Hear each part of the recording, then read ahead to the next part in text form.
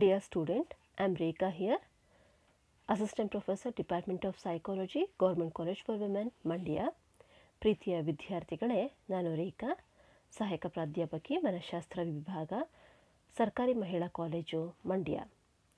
Today we'll be knowing more about reflexes in infancy.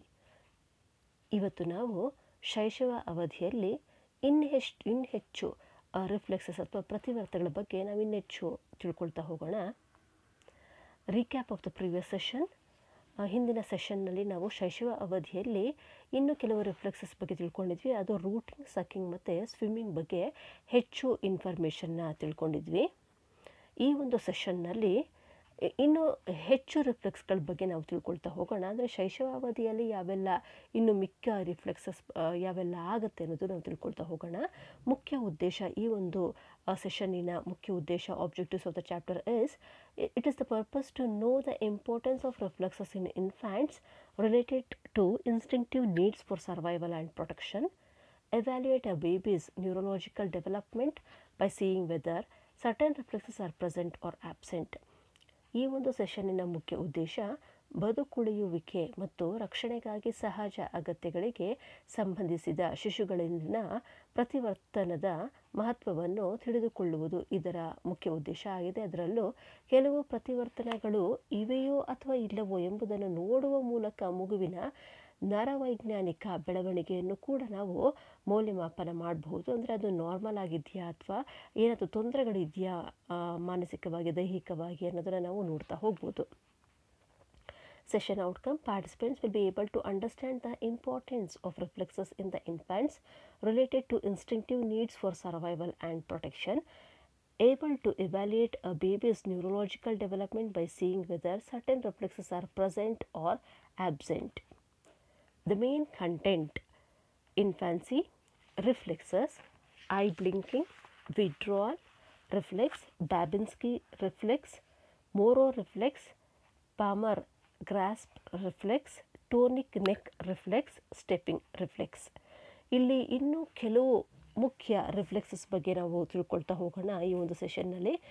ಕೆಲವೊಂದು ಅಂತ ಹೇಳಿದ್ರೆ ಕಣ್ಣು ಮಿಟುಕಿಸುವ ಪ್ರತಿವರ್ತನ ಆಗಿರ್ಬೋದು, ಹಿಂಜರಿತ ಪ್ರತಿವರ್ತನ ಆಗಿರ್ಬೋದು, ಅಥವಾ ಪಾಮರ್ ಗ್ರಹಿಸುವ ಪ್ರತಿವರ್ತನ ಆಗಿರ್ಬೋದು, ಅಥವಾ ಬ್ಯಾಬಿನ್ಸ್ಕಿ ಪ್ರತಿವರ್ತನ ಆಗಿರ್ಬೋದು, ಮೋರೋ ಪ್ರತಿವರ್ತನ ಆಗಿರ್ಬೋದು, ನಾದದ ಕುತ್ತಿಗೆಯ ಪ್ರತಿವರ್ತನ ಅಥವಾ ಟೋನಿಕ್ ರಿಫ್ಲೆಕ್ಸ್ ಅಂತ ಹೇಳ್ತೀವಿ, ಮತ್ತು ಸ್ಟೆಪ್ಪಿಂಗ್ ಹೆಜ್ಜೆ ಇಡುವ ಒಂದು ಪ್ರತಿವರ್ತನ ಬಗ್ಗೆ ನಾವು ಹೆಚ್ಚು ಮಾಹಿತಿನ ತಿಳ್ಕೊಳ್ತಾ ಹೋಗೋಣ. Reflex behaviour are automatic involuntary innate responses to a stimulation. Reflex behavior are controlled by lower brain centers that govern other involuntary processes such as breathing and heart rate. Reflex behavior play an important role or important part in stimulating the early development of central nervous system. ಈ ಒಂದು ವರ್ತನೆಯು ಮನುಷ್ಯನಲ್ಲಿ ಆಗುವಂತಹ ಸ್ವಯಂಚಾಲಿತ ಸಹಜ ಪ್ರಕ್ರಿಯೆ ಆಗಿದೆ. ಕೆಲವೊಂದು ಪ್ರಚೋದನೆಗೆ ಆಗುವಂತಹ ಸಹಜ ಪ್ರಕ್ರಿಯೆ. ಈ ಒಂದು ಪ್ರಕ್ರಿಯೆ ಮನುಷ್ಯನಲ್ಲಿ ಅಥವಾ ಮಗುವಿನಲ್ಲಿ ಮೆದುಳಿನ ಕೆಳಭಾಗದ ಸೆಂಟರ್ಗಳಿಂದ ಅದು ಕಂಟ್ರೋಲ್ ಆಗಿದೆ. ಅದರ ಜೊತೆಗೆ ಮಗುವಿನ ಬ್ರೀತಿಂಗ್ ರೇಟ್ ಮತ್ತು ಹಾರ್ಟ್ ರೇಟ್ ಕೂಡ ಈ ಒಂದು ಲೋವರ್ ಬ್ರೈನ್ ಸೆಂಟರ್ಸ್ ಕಂಟ್ರೋಲ್ ಮಾಡ್ತಾ ಹೋಗುತ್ತೆ.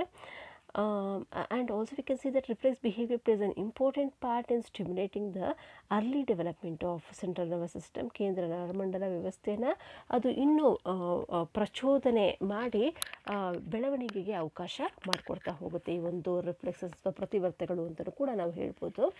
ಇಲ್ಲಿ ಕೆಲವೊಂದು ಪ್ರತಿವರ್ತಗಳ ಬಗ್ಗೆ ನಾವು ಹೆಚ್ಚು ಮಾಹಿತಿನ ತಿಳ್ಕೊಳ್ತಾ ಹೋಗೋಣ. ಮೊದಲನೇದಾಗಿ ವಿಡ್ರಾಲ್ ರಿಫ್ಲೆಕ್ಸ್ ಅಥವಾ ವಿಡ್ರಾಲ್ ಅಂತ ಹೇಳಿದ್ರೆ ನಾವು ಹಿಂಜರಿಕೆ ಅಂತ ಹೇಳ್ತೀವಿ, ಹಿಂಜರಿಕೆ ಪ್ರತಿವರ್ತಗಳು ಅಂತ ಹೇಳ್ತೀವಿ.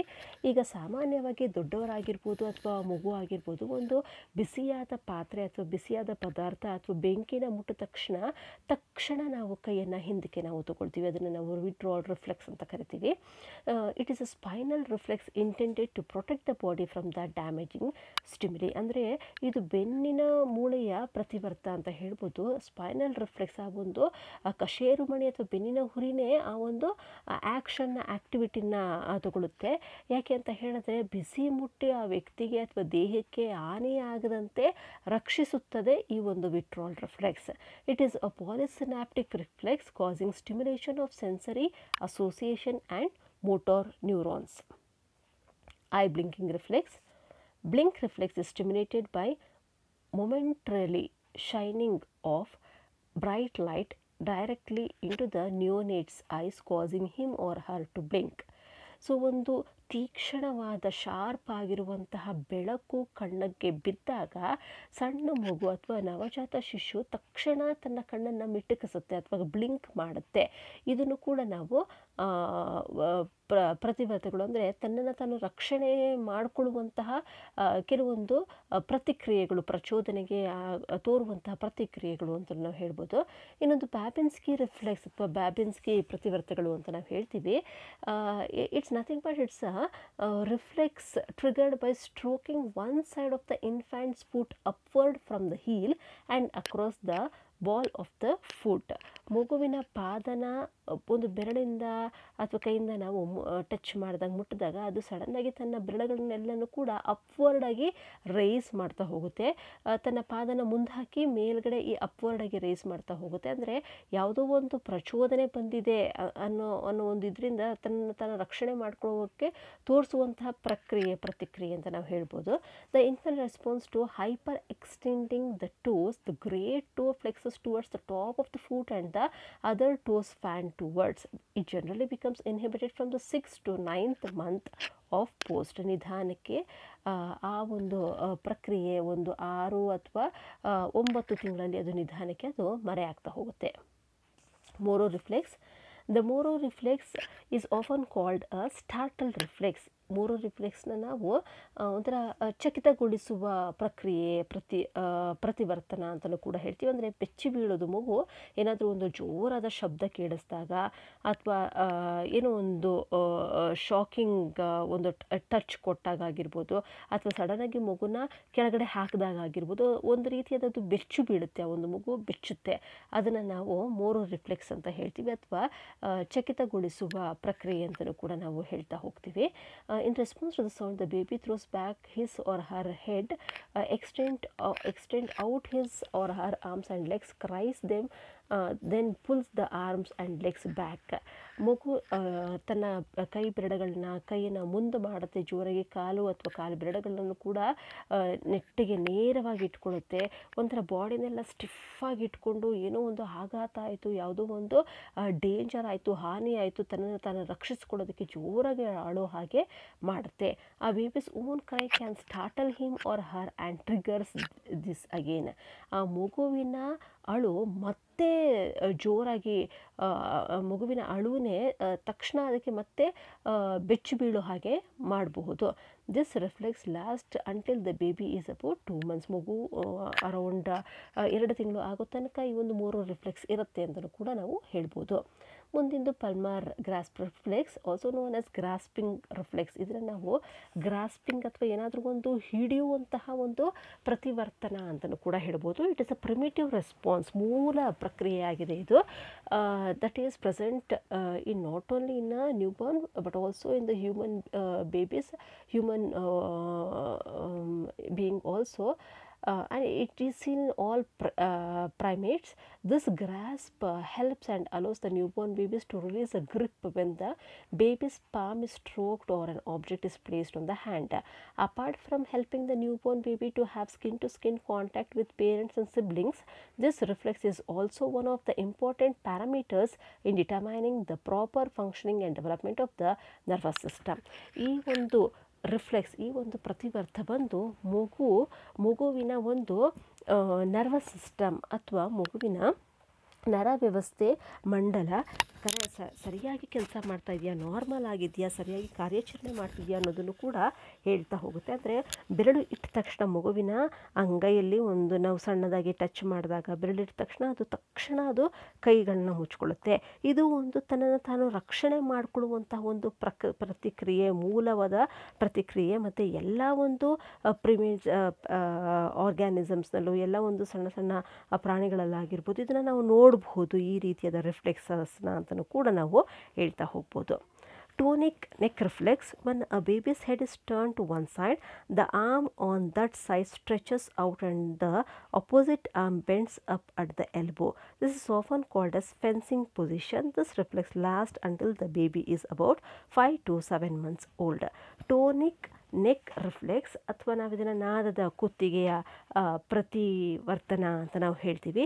ಇಲ್ಲೇನು ಅಂತ ಹೇಳಿದ್ರೆ ಮಗು ಒಂದು ಸೈಡ್ ತಿರುಗಿದಾಗ ಒಂದು ಸೈಡ್ ಅದು ಆ ಕಡೆ ಅಪೋಸಿಟ್ ಸೈಡ್ ತಿರುಗ್ದ ಏನಾಗುತ್ತೆ ಅಂತ ಹೇಳಿದ್ರೆ ಮಗು ಯಾವ ಕಡೆ ಅದು ತಿರುಗಿದೆ ಆ ಭಾಗದ ಕೈ ಮತ್ತು ಕಾಲು ಸ್ಟ್ರೈಟಾಗಿ ಸ್ಟ್ರೆಚ್ ಮಾಡುತ್ತೆ. ಮತ್ತು ಈ ಕಡೆ ಅಪೋಸಿಟ್ ಸೈಡ್ನಲ್ಲಿ ಮಗುವಿನ ಕೈ ಸ್ವಲ್ಪ ಮಟ್ಟಿಗೆ ಬೆಂಡ್ ಆಗುತ್ತೆ, ಆ ಎಲ್ಬೋ ಬೆಂಡ್ ಆಗ್ತಾ ಹೋಗುತ್ತೆ, ಕಾಲೂ ಕೂಡ ಒಂದು ಎಲ್ಬೋ ಬೆಂಡ್ ಆಗ್ತಾ ಹೋಗುತ್ತೆ. ಸೊ ಮೊಣಕೈ ಆಗಿರ್ಬೋದು, ಮೊಣಕಾಲಾಗಿರ್ಬೋದು, ಮಗುದು ಬೆಂಡ್ ಆಗುತ್ತೆ. ಮಗು ಯಾವ ಕಡೆ ತಿರ್ಕೊಂಡಿದೆ ಅದು ಆ ಒಂದು ಕೈ ಆಗಿರ್ಬೋದು, ಕಾಲಾಗಿರ್ಬೋದು ಸ್ಟ್ರೆಚ್ ಆಗುತ್ತೆ. ಇದು ಒಂದು ಟೋನಿಕ್ ನೆಕ್ ರಿಫ್ಲೆಕ್ಸ್ ಅಂತ ನಾವು ಹೇಳ್ತಾ ಹೋಗ್ತೀವಿ. ಅಥವಾ ನಾವು ಇದನ್ನು ಫೆನ್ಸಿಂಗ್ ಸ್ಥಾನ, ಫೆನ್ಸಿಂಗ್ ಪೊಸಿಷನ್ ಅಂತಲೂ ಕೂಡ ನಾವು ಹೇಳ್ತೀವಿ. ಈ ಒಂದು ರಿಫ್ಲೆಕ್ಸ್ ಸುಮಾರು ಒಂದು 5ರಿಂದ 7 ತಿಂಗಳೊಳಗಡೆ ಇದು ಕಡಿಮೆ ಆಗ್ತಾ ಬರುತ್ತೆ, ನಿಂತೋಗುತ್ತೆ ಅಂತಲೂ ಕೂಡ ನಾವು ಹೇಳ್ಬೋದು. Stepping reflex: this reflex is also called the walking or dance reflex because a baby appears to take steps or dance when held upright with his or her feet touching a solid surface. This reflex lasts about 2 months. Stepping reflex ಅಥವಾ stepping ಪ್ರತಿವರ್ತನ ಅಂತ ಹೇಳಿದ್ರೆ ಮಗುನ ನಾವು ಕೆಳಗಡೆ ನಿಲ್ಲಿಸಿದಾಗ, ಒಂದು ಶಿಶುನ ನಾವು ಕೆಳಗಡೆ ನಿಲ್ಲಿಸಿದಾಗ ತಕ್ಷಣ ಅದು ಸಪೋರ್ಟಿಂದ, ಒಂದು ಹಾರ್ಡ್ ಸರ್ಫೇಸಿನ ಸಪೋರ್ಟಿಂದ ಅದು ನಿಲ್ಲೋದಕ್ಕೆ ಪ್ರಯತ್ನ ಪಡುತ್ತೆ. ಇದು ಒಂದು ಸಡನ್ನಾಗಿ ಆಟೋಮ್ಯಾಟಿಕ್ಕಾಗಿ ಆಗುವಂತಹ ರಿಫ್ಲೆಕ್ಸ್. ತಕ್ಷಣ ಮಗು ನಿಲ್ಲೋದಕ್ಕೆ ತನ್ನ ಕಾಲ ಮೇಲೆ, ತನ್ನ ಫೀಟ್ ಮೇಲೆ ನಿಲ್ಲೋದಕ್ಕೆ ಟ್ರೈ ಮಾಡುತ್ತೆ. ಅದು ಟ್ರೈ ಮಾಡುವಾಗ ಅದು ಒಂಥರ ಅದು ನಡೀತಾ ಇದೆಯಾ ಅಥವಾ ಡ್ಯಾನ್ಸ್ ಮಾಡ್ತಾ ಇದೆಯಾ ಅನ್ನೋ ಒಂದು ಭಾವನೆ ಉಂಟಾಗುತ್ತೆ. ಅದಕ್ಕೋಸ್ಕರ ಇದನ್ನು ನಾವು ಸ್ಟೆಪ್ಪಿಂಗ್ ರಿಫ್ಲೆಕ್ಸ್ ಅಂತಲೂ ಕೂಡ ಅಂತ ಕರಿತೀವಿ. ಸೊ ಇದು ಒಂದು ಸಾಧಾರಣ 1-2 ತಿಂಗಳು ಆಗ್ತಾ ಇದು ನಿಧಾನಕ್ಕೆ ಕಡಿಮೆ ಆಗ್ತಾ ಬರುತ್ತೆ. Session summary: reflex behavior are automatic, involuntary, innate responses to a stimulation. Reflexes: eye blinking, withdrawal, Babinski, Moro, Palmer grasp, tonic neck and stepping reflexes were seen in this session. ಸೆಷನಿನ ಸಮ್ಮರಿ ಏನು ಅಂತ ಹೇಳಿದ್ರೆ, ಶೈಶವಾವಧಿಯಲ್ಲಿ ನಾವು reflex ಅಥವಾ ಪ್ರತಿವರ್ತನೆಗಳನ್ನು ನಾವು ಕಾಣ್ತಾ ಹೋಗ್ತೀವಿ.